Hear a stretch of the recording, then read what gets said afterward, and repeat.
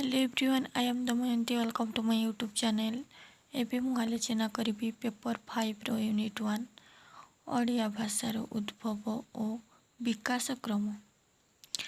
प्रश्न नंबर 1, ओडिया भाषार ऐतिहासिक विकास क्रम निरूपण कर। Long question. उत्तर, भारतीय आर्य भाषा हेउची यूरोपीय बा इंडो यूरोपीय भाषा परिवारर सप्तम वर्ग अंतर्गत ईरानीय आर्य शाखार भारतीय आर्य उपशाखा। भारतीय संविधान स्वीकृत भाषामानंक मध्यरु ओडिया भाषा प्राचीनतम। एही भाषा निर्दिष्ट भौगोलिक अवस्थिति तथा संस्कृतिवंत मनीष मानंकर भाषा रूपे गण्य। एही भाषार प्राचीनता पूर्व मागधी संबुद्ध भाषा गोष्ठी सह समान। राष्ट्रभाषा जयंती ग्रंथर पृष्ठा 51 प्राबंधिक डॉक्टर कुंज बिहारी त्रिपाठी ओडिया भाषा शीर्षक प्रबंधरे मतपोषण करिसेंती जे एहा ओडिशार प्राय 60,000 वर्ग माइल, बंगाला, बिहार, मध्य प्रदेश तथा आंध्र प्रदेशर 20,000 वर्ग माइल पर्यंत अंचल बास करुथिबा ओडिया मानक द्वारा मातृभाषार रूपरे कथित होइथिला। ओडिया भाषार मूल उत्स होउछि भारतीय आर्य भाषा और संस्कृत। भारतीय आर्य भाषा कालक्रमे 3टी स्तर दे गति करुथिला। कौन कौन ना, प्राचीन भारतीय आर्य भाषा 1500 रु 500 ख्रीष्टाब्द, मध्य भारतीय आर्य भाषा 500 रु 1000 ख्रीष्टाब्द, आधुनिक भारतीय आर्य भाषा 1000 ख्रीष्टाब्द परवर्ती। परे वैदिक और लोक संस्कृति कहुए ना, प्राचीन भारतीय आर्य भाषार प्रथम पर्याय को वैदिक संस्कृति और परवर्ती पर्याय को लौकिक संस्कृति कहुए। सर्ट क्वेश्चन रे मध्य पड़े वैदिक संस्कृति क्या कहुए बा लौकिक संस्कृति क्या कहुए। जनसाधारण द्वारा कथित संस्कृतर सृष्टि लाभ करते ही भारतीय आर्य भाषा को मध्य 3टी स्तर रे विभक्त करा जाइछि। प्रथमतः पाली भाषा, द्वितीयतः प्राकृत और तृतीय अपभ्रंश भाषा। विकासर स्थल भेदरे मध्यम स्तर प्राकृत भाषा को 5 भाग विभक्त, यथा महाराष्ट्र, सौरसेनी, मागधी, पौषाची, अर्ध मागधी, पूर्व मागधी, पश्चिम मागधी, उत्तर मागधी, दक्षिण मागधी और मध्य मागधी। अर्ध मागधीर प्रत्येक शाखा को सृष्टि होइथिले ही अन्य अपभ्रंश भाषा गुड़िक पूर्व मागधी प्राकृत भाषार जन्म नहीं जना जाए। आर्य भारत को आर्य माने विभिन्न दल रे आसीथिले। सेमानंक आगमन को भित्ति करी डॉक्टर भोलानाथ तिवारी तांको भाषा विज्ञान ग्रंथरु 170 पृष्ठारे मत देइछन्ति जे आर्य भाषा को 3टी भाग रे विभक्त करा जाइथिला, यथा बहिरंग, मध्यवर्ती और अंतरंग। बहिरंग वर्गीय भाषा गुड़िक मध्यरु उड्रझा अंतर्भुक्त। ओडिशा को आमे बहिरंग वर्गीय भाषा रूपे ग्रहण करिथाउ। औपभाषिक और कालक्रमे इतिहास दृष्टि ओडिया भाषा हेउची पूर्व मागधी अपभ्रंश और उपशाखा। पूर्व मागधी और दक्षिण पूर्व मागधी, बंगाला और आसाम भाषा हेउची उत्तर मागधी। प्राकृत केतेक लक्षण मध्य एथिरे परिलक्षित होइथाए बोले डॉक्टर बेणीमाधव पाढ़ी मत देइछन्ति।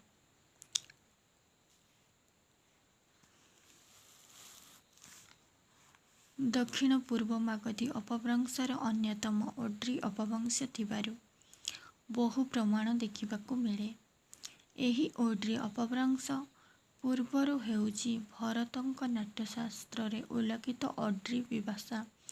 एही ग्रंथरे ओड्रझा भाषार ओड्री मागधी ଭିତ୍ତିର ଉଲ୍ଲେଖ କରାଯାଇଛି, ଯଥା ସକରା ଭୀର ଚାଣ୍ଡାଳ ଶବର ଦ୍ରାବିଡ଼ ଯା ହୀନା ବନେ ଚରଣାଚ ବିଭାଷା ସପ୍ତ କାର୍ତ୍ତିକା ଅବନ୍ତୀ ଦାକ୍ଷିଣାତ୍ୟ ଚ ତଥା ଚୌବତ୍ର ମାଗଧୀ ପାଞ୍ଚାଳୀ ମଧ୍ୟମା ଚେତି ବିଜ୍ଞେସ୍ତୁ ପ୍ରବ୍ରୂୟତ।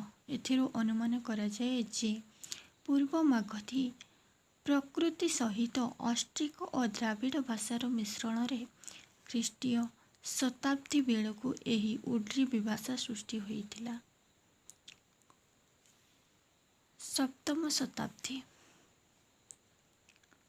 ସପ୍ତମ ଶତାବ୍ଦୀ ବେଳକୁ ଏହାର ନାମ ଥିଲା ଉଡ୍ରି ଅପଭ୍ରଂଶ। ଓଡ଼ିଆ ଉଡ୍ରି ଅପଭ୍ରଂଶ ପୂର୍ବ ମାଗଧୀ ଅପଭ୍ରଂଶର ଏକ ଶାଖା। ଏହି ସପ୍ତମ ଶତାବ୍ଦୀ ବେଳକୁ ଓଡ଼ିଆ ଭାଷାର ଉତ୍ତର ଭାରତୀୟ, ମଧ୍ୟ ଭାରତୀୟ ଏହିପରି ପୂର୍ବ ଭାରତୀୟ ଅନ୍ୟାନ୍ୟ ଭାଷାରୁ ସ୍ୱତନ୍ତ୍ର ରୂପ ନେଇ ବିକାଶ ଲାଭ କରିଥିବାର କଥା। ଶତାବ୍ଦୀର ଓଡ଼ିଆକୁ ଆସିଥିବାର ବିଖ୍ୟାତ ଚୀନ ପରିବ୍ରାଜକ ହୁଏନ୍ସା ଭାରତର ଭ୍ରମଣ ବୃତ୍ତାନ୍ତରେ ଯାଇଥିଲେ। ସେ ଏହି ଭାଷାକୁ ଉଜୋ ଭାଷାରେ ଉଲ୍ଲେଖ କରିଛନ୍ତି। ଏହା ଉଡ୍ର ଶବ୍ଦର ବିକୃତ କାରଣ ମାତ୍ର। ହୁଏନ୍ସା ଉଲ୍ଲେଖ କରିଛନ୍ତି ଯେ ଉଡ୍ର ଭାଷାର ଉଚ୍ଚାରଣ ପଦ୍ଧତିଠାରୁ ଉଲ୍ଲେଖଯୋଗ୍ୟ ଭାବରେ ପୃଥକ୍। ଖ୍ରୀଷ୍ଟୀୟ ସପ୍ତମରୁ ଅଷ୍ଟମ ଶତାବ୍ଦୀ ଭାରତୀୟ ଆର୍ଯ୍ୟ ଭାଷା ଇତିହାସର ଅପଭ୍ରଂଶ ଭାଷାର ବିକଶିତ ଯୁଗ। ତାପରେ ଦଶମ ଶତାବ୍ଦୀ। ଦଶମ ଶତାବ୍ଦୀରେ ବିଖ୍ୟାତ ପ୍ରାକୃତ ବ୍ୟାକରଣ ବିଦ୍ ପୁରୁଷୋତ୍ତମ ତାଙ୍କ ପ୍ରାକୃତାନୁଶାସନ ଗ୍ରନ୍ଥରେ ଉଡ୍ରି ଅପଭ୍ରଂଶର ଉଲ୍ଲେଖ କରିଛନ୍ତି।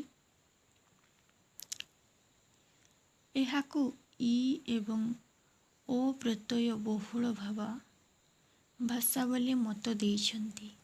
ଦ୍ୱାଦଶ ଶତାବ୍ଦୀର ଅନିରୁଦ୍ଧ ଭଟ୍ଟ ତାଙ୍କ ପ୍ରାକୃତ କଳ୍ପତରୁ ଗ୍ରନ୍ଥରେ ଉଡ୍ରି ଅପଭ୍ରଂଶ ଛଡ଼ା ଉତ୍କଳୀୟ ନାମକ ଆଉ ଏକ ଅପଭ୍ରଂଶ ଉଲ୍ଲେଖ କରିଛନ୍ତି, ଯାହା ଓଡ଼ିଆରେ ପ୍ରଚଳିତ ଥିବାର ପ୍ରମାଣ ମିଳେ। ଯଥା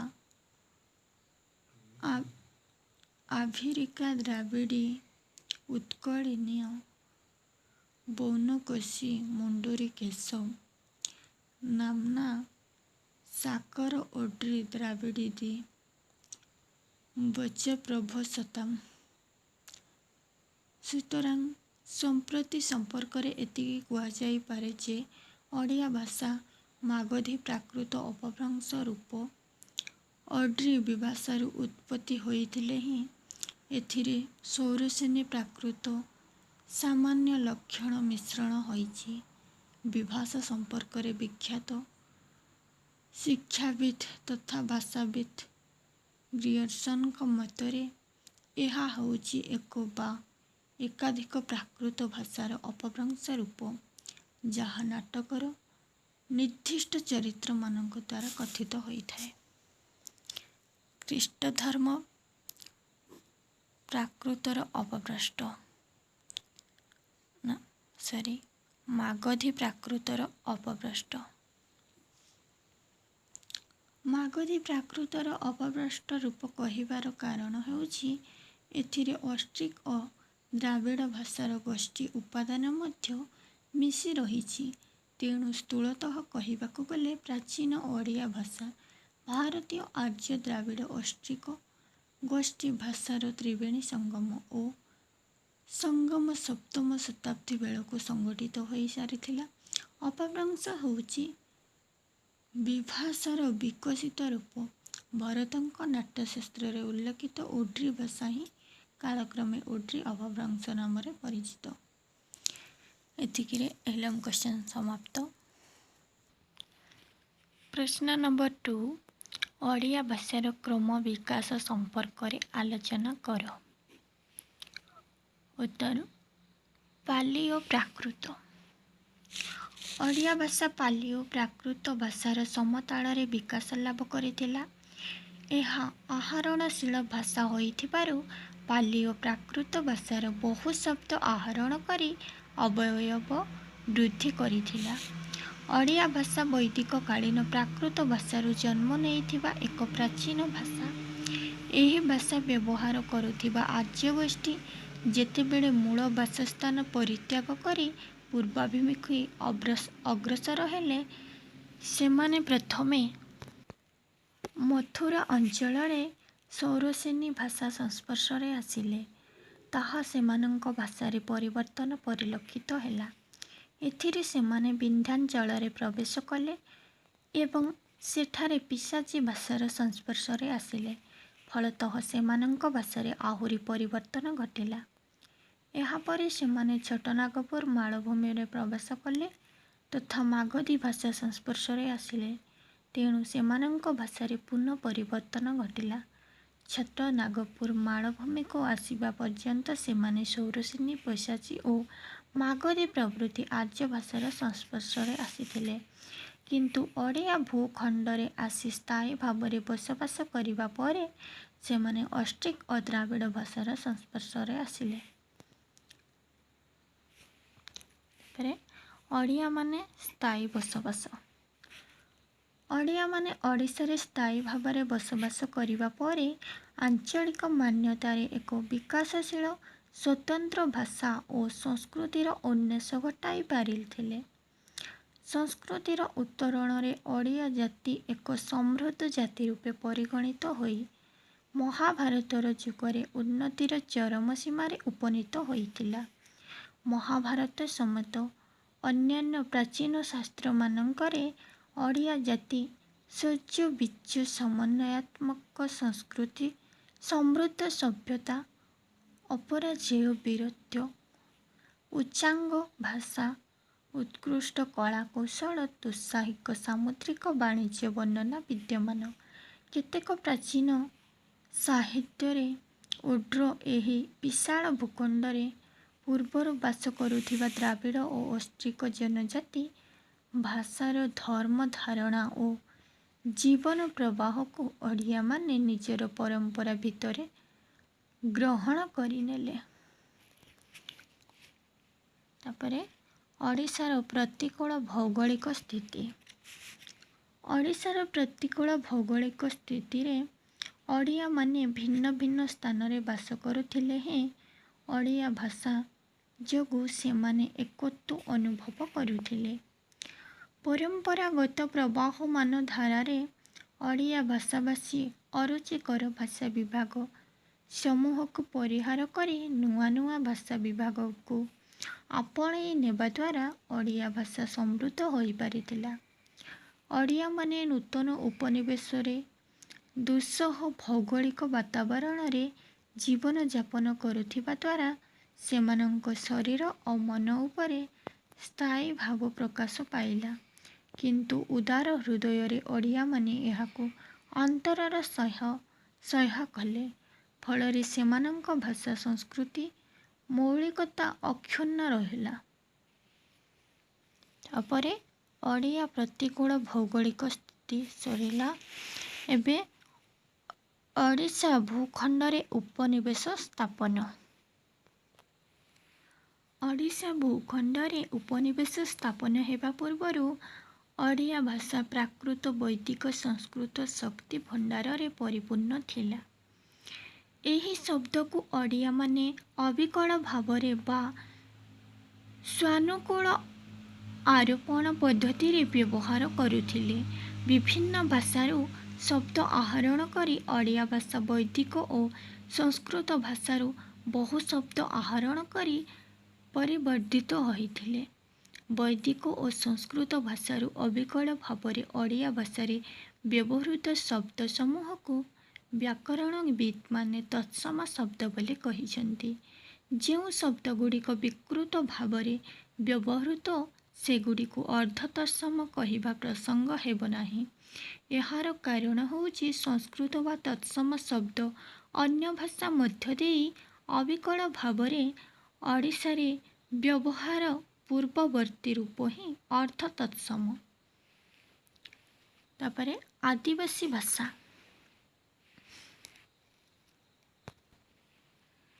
आदिवासी भाषा शब्द सहित द्राविड़ परिवारर केतेक भाषार शब्द ओडिया भाषारे मिलिछि। द्राविड़ भाषा भारतर एक प्राचीन भाषा। भारतर भाषा गोष्ठी मध्यरे एहा द्वितीय प्राधान्य गोष्ठी। भौगोलिक दृष्टिकोणरू ओडिया भूखंड आज्य भाषाभाषी और द्राविड़ भाषाभाषी अंचल मध्यरे गोटिए सेतु सदृश प्रतीयमान। तेणु ओडिया भाषा आज्य और द्राविड़ उभय गोष्ठी भाषा मानकर प्रभाव पड़िछि। तापरे प्राकृत भाषा। प्राकृत भाषारू ओडिया भाषार जन्म नहीं अन्यान्य आज्य भाषा द्वारा परिवर्तित होइथिला। द्राविड़ भाषा और औष्टिक भाषा हेउछि एहार मूल उपादान। द्राविड़ भाषा और औष्टिक भाषार अनेक शब्द एही भाषारे ओडियारे मिशि जाइछि जे तहिरे मूल जानिबा कष्टकर। सेहिपरि केतेक द्राविड़ शब्द होछि बाली, काकुड़ी, लड़ी, बांची, चालू, कोछा, तटू इत्यादि। केही केही एगुड़िकु जवन शब्द बोली कहନ୍ତି। जवन शब्द आयोनियान शब्दरू उत्पन्न।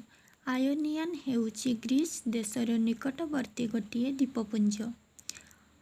आर्टिक, अफगान, पार्सिक और तुर्की प्रभृति इस्लाम जाति प्रथमे एही द्वीपपुंजरे बसबास करुथिले बोली सेमानंकु जवन कुहाଯାଉଛି। जवन माने चतुर्दश और पंचदश शताब्दी रे ओडिशा आक्रमण करिथिले। 1528 ख्रीष्टाब्दरे अफगान माने ओडिया अधिकार कले तथा पार्सी भाषा को राज्य भाषा रूपे व्यवहार कले। समाप्त। प्रश्न नंबर 3 ओडिया भाषार उत्पत्ति और क्रम विकास संबंधरे आलोचना कर। उत्तर। प्रथमे उत्पत्ति और क्रम विकास। ओडिया भाषार उत्पत्ति और क्रम विकास कथा आलोचना प्रसंगरे आमे जानिबाकु पाउ जे भारतरे संविधान स्वीकृत 17 गोटी भाषा मध्यरे ओडिया भाषा अन्यतम समृद्ध भाषा भावे निजर स्वातंत्र्य जाहिर करि पारिछि। ଏହା ମୁଖ୍ୟତଃ ଓଡ଼ିଶାରେ କଥିତ ହେବା ସଙ୍ଗେ ସଙ୍ଗେ ଓଡ଼ିଶା ବାହାରେ ବିହାର, ବଙ୍ଗଳା, ଆସାମ, ମଧ୍ୟପ୍ରଦେଶ ଓ ଆନ୍ଧ୍ରପ୍ରଦେଶର କେତେକ ଅଞ୍ଚଳରେ ପ୍ରଚଳିତ। ଓଡ଼ିଆ ଭାଷାର ଐତିହ୍ୟ ସୁପ୍ରାଚୀନ। ଭାଷାବିତ୍ମାନେ ଆଧୁନିକ ଆର୍ଯ୍ୟ ଭାଷାଗୁଡ଼ିକର ମୂଳ ଉତ୍ସ ରୂପେ ଇଣ୍ଡୋ ୟୁରୋପୀୟ ଭାଷାକୁ ଗ୍ରହଣ କରିବାରୁ ଓଡ଼ିଆ ଭାଷାର ପ୍ରାଚୀନତମ ଉତ୍ସ ରୂପେ ଇଣ୍ଡୋ ୟୁରୋପୀୟ ଭାଷାକୁ ଗ୍ରହଣ କରିବା ସମୀଚୀନ।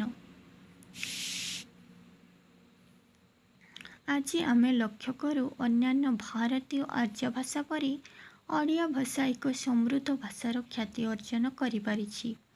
ବିଶେଷ କରି ତାହାର ଆରମ୍ଭ କାଳରୁ ଷୋଡ଼ଶ ଶତାବ୍ଦୀ ଯାଏ ଓଡ଼ିଆ ଭାଷା ଏକ ବିକାଶଶୀଳ ଭାଷାରେ ପରିଣତ ହୋଇଥିଲା। ତେଣୁ ଷୋଡ଼ଶ ଶତାବ୍ଦୀ ଯାଏ ଓଡ଼ିଆ ଭାଷା କ୍ରମ ବିକାଶ ତଥା ଅନୁଶୀଳନ କଲାବେଳେ ଏହି ଭାଷାର ପ୍ରାଚୀନତା ଓ ଏହାର ସମସ୍ତ ଶାଖା ଜନନୀ କଥା ଆଲୋଚନା ହେବା ପ୍ରାସଙ୍ଗିକ ମନେହୁଏ। ଓଡ଼ିଆ ଭାଷାର ପ୍ରାଚୀନତା। ପୂର୍ବରୁ ଉଲ୍ଲେଖ ହୋଇଛି ଯେ ବହୁ ପ୍ରାଚୀନ କାଳରୁ ଓଡ଼ିଆ ଭାଷାର ସୃଷ୍ଟି। ବିଭିନ୍ନ ଭାଷାବିତ୍ ଓଡ଼ିଆ ଭାଷାର ପ୍ରାଚୀନତା ସମ୍ପର୍କରେ ଭିନ୍ନ ଭିନ୍ନ ମତ ଉପସ୍ଥାପନ କରିଥିଲେ ହେଁ ଏହାର ପ୍ରାଚୀନତାକୁ ଖ୍ରୀଷ୍ଟୀୟ ତୃତୀୟ ଶତାବ୍ଦୀ ବୋଲି ଗ୍ରହଣ କରାଯାଏ। ଭାରତରେ ଉତ୍ତର ପଥ ଦେଇ ଆସିଥିବା ଆର୍ଯ୍ୟଗଣ ଓଡ଼ିଶାରେ ବସତି ସ୍ଥାପନ କରି ବ୍ରାତ ବା ପତିତ ବୋଲି ପରିଣତ ହୋଇଥିଲେ ବୋଲି ମନୁ ନିଜ ସଂହିତାରେ ସୂଚାଇଛନ୍ତି।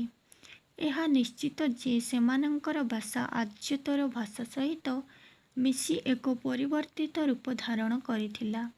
ତେଣୁ ସେମାନେ ଏହି ମିଶ୍ର ଭାଷା ବ୍ୟବହାର କରୁଥିବାରୁ ସେମାନଙ୍କୁ ଭ୍ରଷ୍ଟ ବାକ୍ ବୋଲି କୁହାଯାଉଥିଲା। ଏହି ପରିବର୍ତ୍ତିତ ରୂପରୁ ଖ୍ରୀଷ୍ଟୀୟ ଦ୍ୱିତୀୟ ଶତାବ୍ଦୀରେ ଉଡ୍ର ବିଭାଷାର ସ୍ୱତନ୍ତ୍ର ସମ୍ଭବ ହେଲା। ଖ୍ରୀଷ୍ଟ ଦ୍ୱିତୀୟ ଶତାବ୍ଦୀରେ ରଚିତ ଭରତ ମୁନିଙ୍କ ନାଟ୍ୟଶାସ୍ତ୍ରରେ କୁହାଯାଇଛି ଶବରା ଭୀର ଚାଣ୍ଡାଳ ଶାବର ଦ୍ରାବିଡ଼ଜା ହୀନା ବନେ ଚରଣାର୍ଯ୍ୟ ବିଭାଷା ସପ୍ତ କାର୍ତ୍ତିକା। ଏହାର ଅର୍ଥ ଶବର ଆଭାର ଚାଣ୍ଡାଳ ଶାବର ଦ୍ରାବିଡ଼ ବନିଜର ମାନଙ୍କର ସୁଖର ଭାଷା ଓ ଉଡ୍ର ବିଭାଷା ଏହି 7ଟି ବିଭାଷା ଖ୍ୟାତି ଅର୍ଜନ କରିଥିଲା। ତତ୍କାଳୀନ ନାଟକରେ ପ୍ରଚଳିତ ବିଭାଷାମାନଙ୍କ ମଧ୍ୟରୁ ଉଡ୍ର ବିଭାଷା ଥିଲା ପ୍ରାଚୀନତମ। ଏହି ଉଡ୍ର ବିଭାଷା ସହିତ ଆଦିବାସୀ ଓ ଦ୍ରାବିଡ଼ ଭାଷାର ସମ୍ପର୍କ ଅବିଚ୍ଛେଦ୍ୟ ଥିଲା। କିନ୍ତୁ ମାର୍କଣ୍ଡେୟ ପ୍ରାକୃତ ଭାଷାର ବ୍ୟାକରଣ ପ୍ରସ୍ତୁତ କଲାବେଳେ ପ୍ରାକୃତ ଭାଷାକୁ 4 ଭାଗରେ ବିଭକ୍ତ କରି ଓଡ୍ରିକୁ ତାହା ମଧ୍ୟରେ ଅନ୍ତର୍ଭୁକ୍ତ କରି ଓଡ୍ରିକୁ ସେ ବିଭାଷା ରୂପେ ସ୍ୱୀକାର ନ କରି ଅପଭ୍ରଂଶ ଭାବେ ଗ୍ରହଣ କରିଛନ୍ତି। ତାପରେ ଅପଭ୍ରଂଶରୁ ଓଡ଼ିଆ। ମାର୍କଣ୍ଡେୟ ଯେଉଁ ଅପଭ୍ରଂଶ ଭାଷାର ସୂଚନା ଦେଇଥିଲେ ତାହାର ଅନ୍ୟ ନାମ ହେଉଛି ଅନ୍ୟମାନଙ୍କର ସମର୍ଥ ହୋଇଥିଲା। ଏହି ଅପଭ୍ରଂଶ ଭାଷାରେ ମଧ୍ୟ ବୌଦ୍ଧଚର୍ଚ୍ଚା ଗୀତିକା ପରି କେତେକ ବୌଦ୍ଧ ସାହିତ୍ୟ ରଚିତ ହୋଇଛି। ତେବେ 7ମ ଶତାବ୍ଦୀ ବେଳକୁ ଅପଭ୍ରଂଶ ଭାଷା ଅବହଟ୍ଟ ଭାଷା ଭାବରେ ପରିଚିତ ହେଲା। ପୂର୍ବ ଅବହଟ୍ଟ ଭାଷାର ସୃଷ୍ଟି ସମ୍ପର୍କରେ ଡକ୍ଟର ସୁନୀତି କୁମାର ଚାଟାର୍ଜୀ ପରୋକ୍ଷ ମନ୍ତବ୍ୟ ଦେଇ କହିଛନ୍ତି, ଅବହଟ୍ଟ ଭାଷାରୁ ସର୍ବପ୍ରଥମେ ଓଡ଼ିଆ ଭାଷା ସୃଷ୍ଟି। ସେ ଯୁକ୍ତି ଦେଇଛନ୍ତି ଯେ ଓଡ଼ିଆ ଭାଷା ଯେଉଁ ଧୂ ପ ଦ୍ୟୁତର ପ୍ରୟୋଗ ରହିଛି ତାହା ଅତି ପ୍ରାଚୀନ। ସେହି ପଦ୍ଧତି ବଙ୍ଗଳା, ହିନ୍ଦୀ ଓ ତେଲୁଗୁରେ ଦେଖାଯାଏ ନାହିଁ। ତେଣୁ ବଙ୍ଗଳା, ଆସାମ ଓ ଓଡ଼ିଆ ଭାଷା ମଧ୍ୟରେ ଓଡ଼ିଆ ହେଉଛି ଜ୍ୟେଷ୍ଠ ଭଗିନୀ ଭାଷା। ଜିନ୍ ବାର୍ନ୍ସ ଓଡ଼ିଆ ଭାଷାର ପ୍ରାଚୀନତା ସମ୍ପର୍କରେ ତାଙ୍କ ପୁସ୍ତକରେ ମତ ଦେଇଛନ୍ତି ଯେ ଓଡ଼ିଆ ଭାଷା ଅତି ପ୍ରାଚୀନ ଓ ଏହା 7ମ ଶତାବ୍ଦୀରେ ଅପଭ୍ରଂଶ ଭାଷା ରୂପେ ଉତ୍ପନ୍ନ ହୋଇଥିବାର ସମ୍ଭବ। ମାତ୍ର ଡକ୍ଟର କୁଞ୍ଜବିହାରୀ ତ୍ରିପାଠୀଙ୍କ ମତରେ ଓଡ଼ିଆ ଭାଷା ପୂର୍ବ ମାଗଧୀଠାରୁ 7ମ 8ମ ଶତାବ୍ଦୀ ବେଳକୁ ସୃଷ୍ଟି ହୋଇଛି ଏବଂ ଏଥିରେ ଅର୍ଦ୍ଧ ମାଗଧୀର ପ୍ରଭାବ ପରିଲକ୍ଷିତ ହୁଏ। ପ୍ରାଚୀନ ଓଡ଼ିଆ ଶବ୍ଦ ଯଥା ପଇଁ, ଭଣଇ, କନଆଇ, ପିଣ୍ଡି, ବିଳାସଇ ଇତ୍ୟାଦି ସର୍ବନାମ, ଅହ୍ନେ, ମ, ମହର, ମକୁ ଇତ୍ୟାଦି ଅସମାପିକା କ୍ରିୟା, ହେରି, ଛଛ, ଏଡ଼ି ଇତ୍ୟାଦି କ୍ରିୟାପଦ, ପଇଁ, ଭଣଇ, ବିଳାସଇ ସଂଖ୍ୟାବାଚକ ଶବ୍ଦ, ଏକ, ଏକେ, ଦୁଇ, ଦୁ, ବେନି, ତିନି ତଦ୍ଧିତ ପ୍ରତ୍ୟୟ, ଆଣ, ଆଳୁ, ଏଲା, ଆ ପ୍ରଭୃତି ବିଭକ୍ତି ଚିହ୍ନ, ଭି, ହି, ଓ, ର, ରେ ଅଭୟ ପଦ, ଆରେ, ଇ, ଇଓ ଯଥା। ଯେତେବେଳେ ଅପଭ୍ରଂଶ ଭାଷାରୁ ଓଡ଼ିଆ ଭାଷା ଉଦ୍ଭବ ହୋଇଛି ସେତେବେଳେ ଆଦିବାସୀ ଓ ଦ୍ରାବିଡ଼ ଭାଷାର ଶବ୍ଦ ତାହାର ସହିତ ମିଶ୍ରିତ ହୋଇଛି। ଅତି ପ୍ରାଚୀନ କାଳରୁ ଓଡ଼ିଆ ଭାଷାରେ ଆଦିବାସୀମାନେ ବସବାସ କରୁଥିଲେ। ଓଡ଼ିଶାର କଳିଙ୍ଗ ନାମକରଣରେ ଆଦିବାସୀ ପ୍ରଭାବ ରହିଥିବାର କଥା ଐତିହାସିକମାନଙ୍କ ମତ ଦେଇଛନ୍ତି।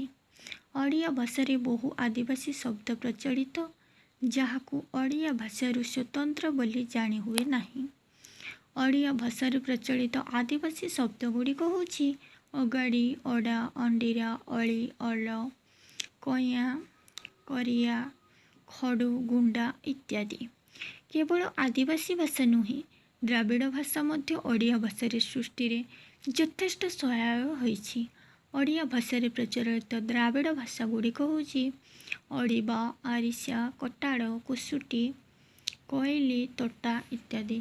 ଓଡ଼ିଆ ଭାଷାର ଲିଖିତ ରୂପ ସମ୍ପର୍କରେ ଅନୁସନ୍ଧାନ କଲେ ଜଣାଯାଏ ଯେ 7ମ ଶତାବ୍ଦୀ ବେଳକୁ ଓଡ଼ିଆ ଭାଷା ଲିପିବଦ୍ଧ ହୋଇଥିବାର ଯୋଗ୍ୟତା ହାସଲ କରିଥିଲା। 7ମ ଶତାବ୍ଦୀରେ ଓଡ଼ିଶା ଶାସକ ଶୁଭଙ୍କର ରାଜତ୍ୱକାଳୀନ କଟକ ଜିଲ୍ଲା ଓ ପୁରୀ ଜିଲ୍ଲାର କେତେକ ତାମ୍ର ଫଳକରେ କୁଟିଳ ଅକ୍ଷରରେ କେତେକ ଓଡ଼ିଆ ଶବ୍ଦ ପ୍ରୟୋଗ ହୋଇଛି। ଏହି ଶବ୍ଦରେ ମାଧବ ବର୍ମାଙ୍କ ଦ୍ୱାରା ଖୋଦିତ ଖୋର୍ଦ୍ଧା ତାମ୍ରଶାସନରେ ଉଲ୍ଲେଖିତ ହୋଇଥିବା କୁମ୍ଭାର ଶବ୍ଦଟି ଓଡ଼ିଆ। ଏଇଟା ସର୍ଟ କ୍ୱେଶ୍ଚନରେ ପଡ଼େ। ମାଧବ ବର୍ମାଙ୍କ ତାମ୍ରଶାସନରେ କେଉଁ ଶବ୍ଦଟି ଉଲ୍ଲେଖ ପଡ଼େ? କୁମ୍ଭାର। ମନେ ରଖିଥିବେ। 991 ଖ୍ରୀଷ୍ଟାବ୍ଦରେ ଅନନ୍ତ ବର୍ମାଙ୍କ ମଞ୍ଜୁଷା ତାମ୍ରଶାସନରେ ଭିତରୁ ଓ 15 ଦୁଇଟି ଓଡ଼ିଆ ଶବ୍ଦ ବ୍ୟବହାର ହୋଇଥାଏ। ଏଇଟା ମଧ୍ୟ ସର୍ଟ କ୍ୱେଶ୍ଚିନ୍ରେ ପଡ଼େ। ଅନନ୍ତ ବର୍ମାଙ୍କ ତାମ୍ରଶାସନରେ କେଉଁ ଶବ୍ଦ ଦେଖିବାକୁ ମିଳେ ନା ଭିତରୁ ଆଉ 15। ଏଥିରେ ଓଡ଼ିଆ ଭାଷାର ନିଦର୍ଶନ ମିଳିଥାଏ ଯଥା ସ୍ୱସ୍ତି, ସମର, ମୁଖଣିକ, ରିପୁଦର୍ପ, ମର୍ଦ୍ଦନ, ଭୁଜବଳ, ପରାକ୍ରମ, ଗଙ୍ଗାୟନ, ଲମ୍ଫସ୍ତମ୍ଭ, ଶ୍ରୀମତ୍ ଅନନ୍ତ ବର୍ମା ଦେବ ବିଜୟ ରାଜା, ସମ୍ବତ 15 ତୁଳା ମାସ ଶୁକ୍ଳପକ୍ଷ ଦିନ ପ୍ରଭାବ ପରିଲକ୍ଷିତ ହୁଏ। ଏଥିରେ ଶନିବାରେ ସୁନାରେ ଶୁଣିବାରେ, ମେଲଣ ସ୍ଥାନରେ ମେଲଣ, ଦାନ କଲା ସ୍ଥାନରେ ଦୟା କରିଲା ପ୍ରଭୃତି ଶବ୍ଦର ପ୍ରୟୋଗ ମିଳିଛି। ପଞ୍ଚଦଶ ଶତାବ୍ଦୀ ବେଳକୁ ଓଡ଼ିଆ ଭାଷାର ସ୍ୱତନ୍ତ୍ର ସ୍ୱୀକୃତ ହୋଇଥିଲା। ତେଣୁ ଏହି ଶତାବ୍ଦୀରେ ଶାରଳା ଦାସ ନିଜର ମହାଭାରତରେ ଓଡ଼ିଆ ଭାଷାରେ ନାମୋଲ୍ଲେଖ କରି କହିଛନ୍ତି, ଓଡ଼ିଆ ତେଲେଙ୍ଗାନା ଯେ ନାଗରୀ ଦକ୍ଷିଣୀ କନାଉକ ଆହରଣ ଗୌଡ଼ିଆ ଚକ୍ରପାଣି। ସମାପ୍ତ। ଏତିକିରେ ପ୍ରଥମ ୟୁନିଟ୍କୁ ସମାପ୍ତ କରୁଛି। ପରବର୍ତ୍ତୀ ଭିଡ଼ିଓରେ ମୁଁ ଦ୍ୱିତୀୟ ୟୁନିଟ୍ ଆଲୋଚନା କରିବି। ଭିଡ଼ିଓଟିକୁ ଭଲ ଲାଗିଥିଲେ ଲାଇକ୍, ସେୟାର, କମେଣ୍ଟ ନିଶ୍ଚୟ କରିବେ।